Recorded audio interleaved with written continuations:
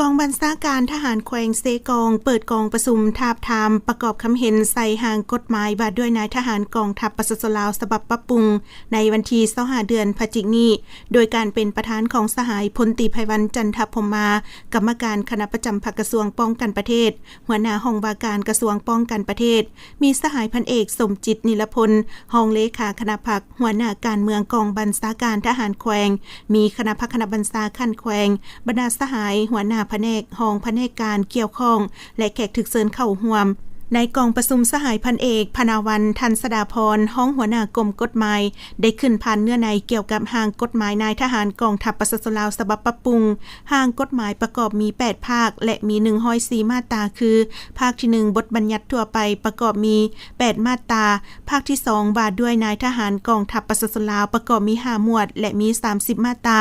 ภาคที่3การปฏิบัตินโยบายข้อห้ามและมาตรการต่อนายทหารกองทัพประชาชนลาวมี1หมวดและ8มาตราภาคที่4ข้อห้ามประกอบมี1หมวด10มาตราภาคที่5การคุ้มครองและการกวดกาเวียกงานนายทหารมี2หมวดและ5มาตราภาคที่5บทบัญญัติสุดท้ายมี6มาตราภาคที่6นโยบายต่อผู้ที่มีผลงานและมาตรการต่อผู้ละเมิดประกอบมี2หมวดและมี5มาตราภาคที่7การแต่งดองการยาห้างเครื่องหมายสั้นเครื่องหมายเทียบสั้นเครื่องหมายเหลาหบและเครื่องแบบเฉพาะประกอบมี2มาตราซึ่งเป็นฉบับปรับปรุงและฉบับใหม่และภาคที่8บทบัญญัติสุดท้ายประกอบมี2มาตรา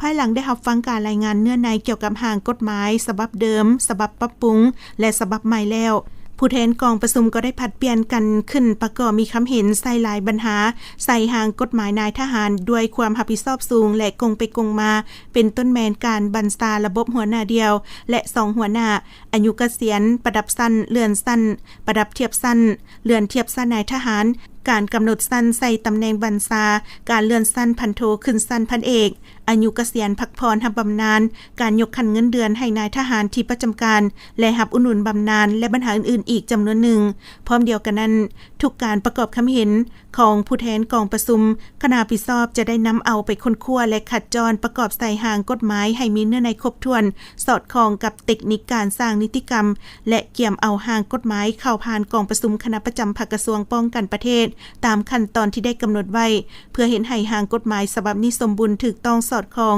กับความเป็นจริงในการดำรงชีวิตประจำวันและเป็นบอนอิงให้แก่เวียงงานคุ้มครองก่อสร้างนายทหารให้มีระบบแบบแผนที่ทันสมัย